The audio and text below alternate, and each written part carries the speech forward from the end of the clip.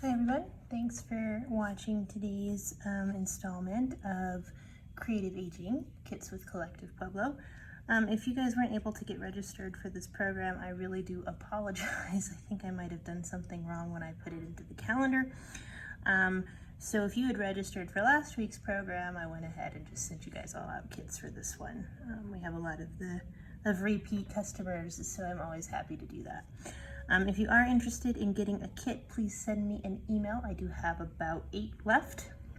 It is sharon.rice, so SHARON.RICE @pueblolibrary.org. Please try not to give me a call. I don't have a phone in the Idea Factory, so I'm not always able to return your calls in a timely manner. And also, if you put a comment on the Facebook video, that's also probably not a really great place to put it either, because I don't have access to the library Facebook to comment. So sending me an email is the best way to do it. If you don't have access to email, call the main library at 562-5600, and they'll transfer me, and you'll leave a message on the voicemail in my old office, and I can hear that and send it to you, but please use that only as a last resort. Other than that, let's go ahead and get started with our kit. So today we're going to be making ring pin cushions. So this is actually a really easy kit. All we need today is scissors and a hot glue gun. I was actually filming this in a different video and my hot glue gun stopped working. So this is why, even though I do air this program live, I film in the Idea Factory before I get upstairs, so that if we have an issue with something like my hot glue gun breaking, like we did in the previous video that you guys won't see, I can fix that problem and you guys don't have to wait on me. So we're going to start by cutting out pretty much half a teardrop, half an oval out of all of these small squares of felt in your kit. Some of you guys have different colored balls, different colored felt, but anyway, that's what we're going to be using for the petals of our pincushion ring flower. So I'm going to go ahead and start cutting those out. Here we go. We're going to do all 8 just kind of like that. We're going to leave one side flat and the other one curved. Felt's getting away from me. All right, here we go. So here, and you'll notice I actually managed to find my good fabric scissors before I got started this time around. I'm very slowly learning. This is fantastic. You know, maybe next week I will remember to check my hot glue gun and make sure it's working before I start filming. So we're gonna do all 8 of these like this.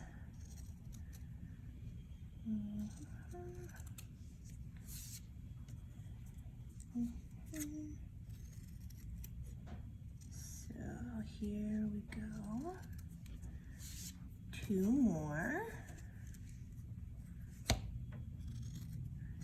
And once we're done with these, we're going to go ahead and glue them to the base of the pincushion, which is actually that wool felted ball that came in your kit. Looks like this.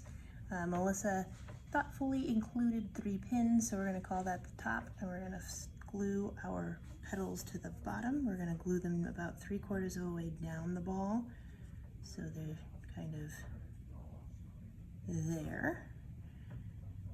Looks like that on top, that on the bottom. We'll just get started gluing them around. We're going to kind of layer them until they reach all the way around.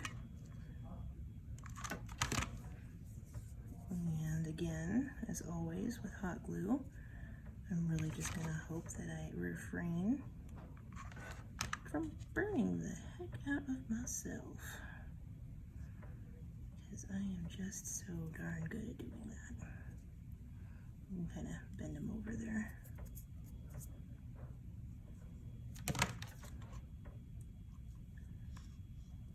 I use high heat glue guns here in the Idea Factory for lots of different reasons, a lot of it having to do with the fact that we're usually gluing things together that need a bit more power than just your more average everyday type glue.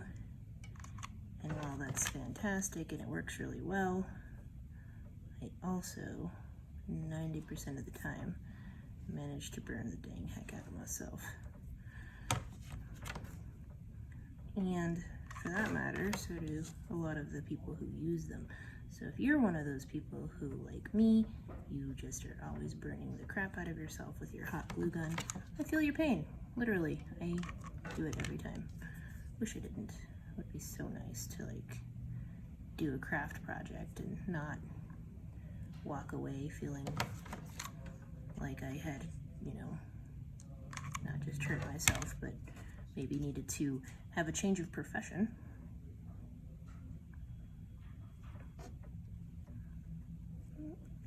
See my little flower there? We can pull all the glue bits and pieces away when we're done. So I have one more petal, and I think I'm gonna put it right here so that we can hold down those guys. And then I might just go through and tack the rest of them down because they're sticking up a little bit, and I don't think that's aesthetically pleasing.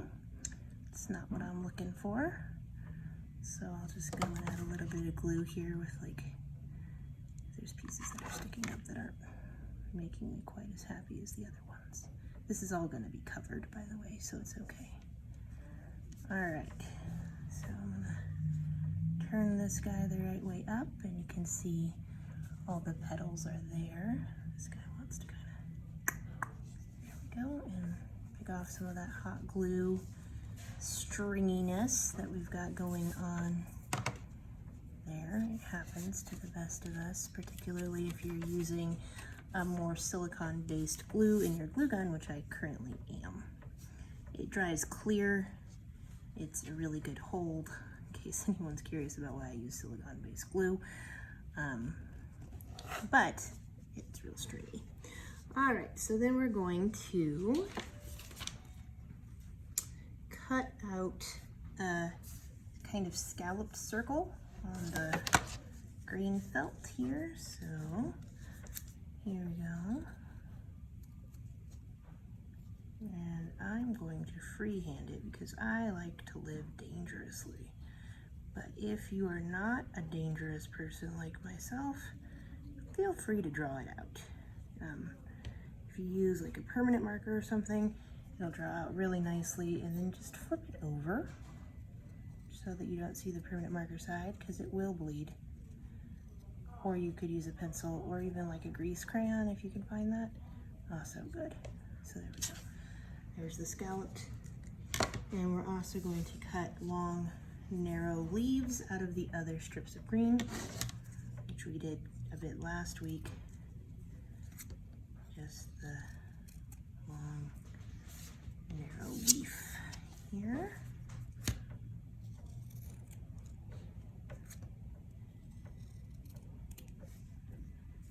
And we'll hot glue those to the back side of our kind of cabbage rows that we have going on here. So first, we're going to glue the leaves on and find our spots for those. And these ones you can put all the way together if you want, or you can have them kind of just poking out all over your pincushion flower. Kind of like the idea of having two right next to each other there, so we'll go with that.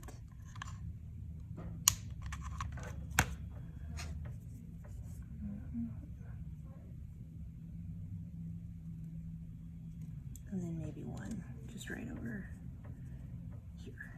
I think that's good. We'll do that.